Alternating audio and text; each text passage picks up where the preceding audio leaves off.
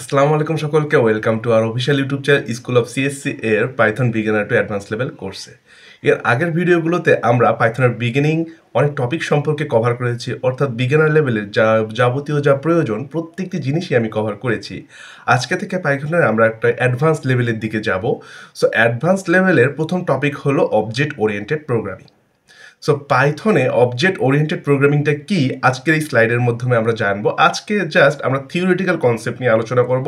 Next class থেকে আমরা প্রথমে থিওরি একটু পড়ব, দেন আমরা প্র্যাকটিক্যালি শিখব। সো চলেন আমাদের স্লাইডে। সো আজকে আমরা যে টপিকটা সম্পর্কে শিখবো সেটা হচ্ছে OOP in Python. ওওপির full form হচ্ছে অবজেক্ট ওরিয়েন্টেড প্রোগ্রামিং। আপনাদের মাথায় এখন কোশ্চেন আসতে পারে যে অবজেক্ট ওরিয়েন্টেড প্রোগ্রামিং কি, আমরা তো জানি পাইথন প্রোগ্রামিং। সো এই জিনিসটা আমরা সামনেই ক্লিয়ার করে ফেলবো। সো আজকে আমরা কি কি সম্পর্কে শিখব। আজকে আমরা শিখব হোয়াট ইজ ওওপি, অর্থাৎ অবজেক্ট ওরিয়েন্টেড প্রোগ্রামিং কি।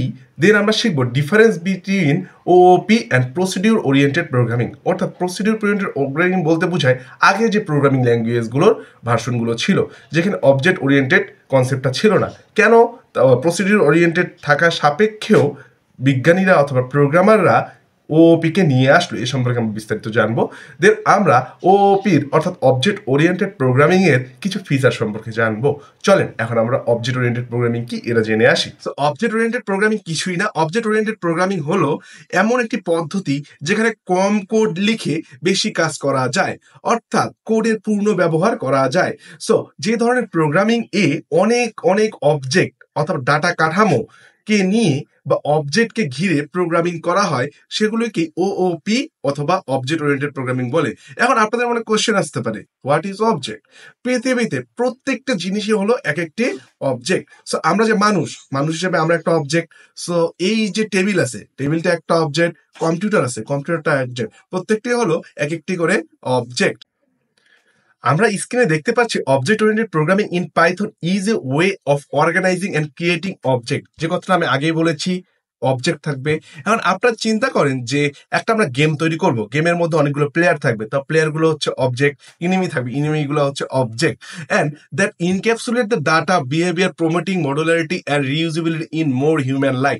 সো আমরা এমন ভাবে কোডগুলো করব যেন অ্যাজ লাইক হিউম্যান, অর্থাৎ কি আমরা রিউজ করতে পারি, মানুষ সহজে বুঝতে পারে। অর্থাৎ সফটওয়্যার ডিজাইন করার জন্য আমরা যে কোডগুলোকে সুন্দর একটা স্ট্রাকচার ফর্মে অথবা অবজেক্ট ফর্মে চিন্তা করি, রিয়েল লাইফ এন্টিটি ফর্মে চিন্তা করেন অ্যাজ লাইক আমি যে বললাম যে ক্রিকেট প্লেয়ার, ফুটবল প্লেয়ার অথবা গেমের প্লেয়ার। সো প্রত্যেকটি কি অবজেক্ট। সো আমি একটা object. So object oriented programming হলো অবজেক্ট নিয়ে চিন্তা করা হয়। সো অবজেক্ট নিয়ে রিয়েল লাইফ এন্টিটি নিয়ে যখন চিন্তা করা হয় সেটাই হচ্ছে অবজেক্ট ওরিয়েন্টেড প্রোগ্রামিং।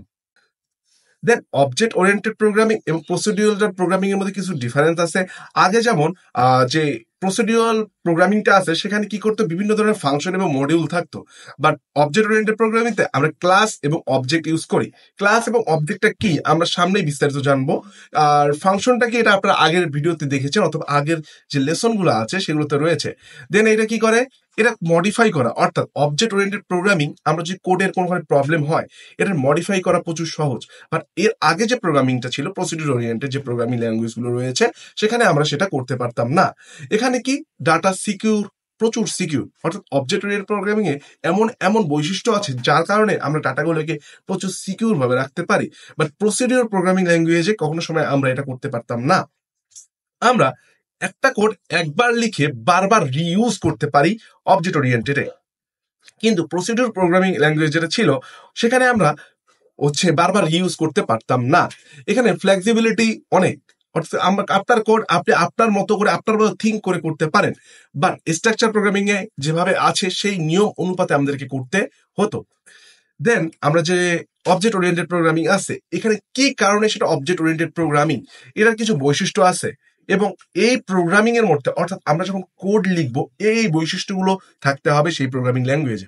সো প্রথম বৈশিষ্ট্য হলো এটা মাস্ট বি একটা অবজেক্ট থাকতে হবে, অর্থাৎ অবজেক্ট ওরিয়েন্টেড। সো অবজেক্ট থাকতে হবে, দেন কি থাকতে হবে, ক্লাস থাকতে হবে, দেন ইনহেরিটেন্স থাকতে হবে, দেন পলিমরফিজম থাকতে হবে, দেন অ্যাবস্ট্রাকশন থাকতে হবে, দেন ইনক্যাপসুলেশন থাকতে হবে। অর্থাৎ এই যে ওয়ার্ড গুলো শিখলেন, হ্যাঁ আপনাদের মনে কোশ্চেন আসতে পারে এই জিনিসগুলো কি। এই প্রত্যেকটা জিনিস ভাগ ভাগ করে আমরা সামনের ভিডিওগুলোতে শিখবো।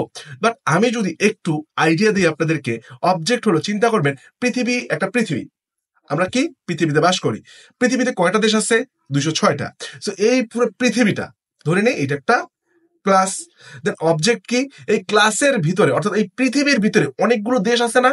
সো প্রত্যেকটা দেশই হলো অবজেক্ট। দেন কি? ইনহেরিটেন্স।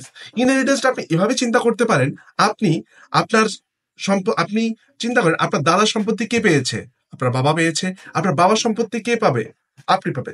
সো এই যে জিনিসটা, একজনের বৈশিষ্ট্য অথবা একজনের জিনিস আরেকজন পাচ্ছে, অর্থাৎ কি প্রথমে দাদা পাচ্ছে, বাবা পাচ্ছে, দেন আপনি পাচ্ছেন, এই জিনিসটাই হচ্ছে ইনহেরিটেন্স। দেন আছে পলিমরফিজম, দেন আছে অ্যাবস্ট্রাকশন এন্ড ইনক্যাপসুলেশন। তো এই জিনিসগুলো আমরা বিস্তারিত সামনের ভিডিওগুলোতে শিখবো। আশা করি আপনাদের অবজেক্ট ওরিয়েন্টেড প্রোগ্রামিং সম্পর্কে একটা থিওরিটিক্যাল ধারণা চলে এসছে। এই ধারণাটা আপনাদের কাজে লাগবে সামনে কোডিং করতে। দেখা হবে সামনের ভিডিওতে।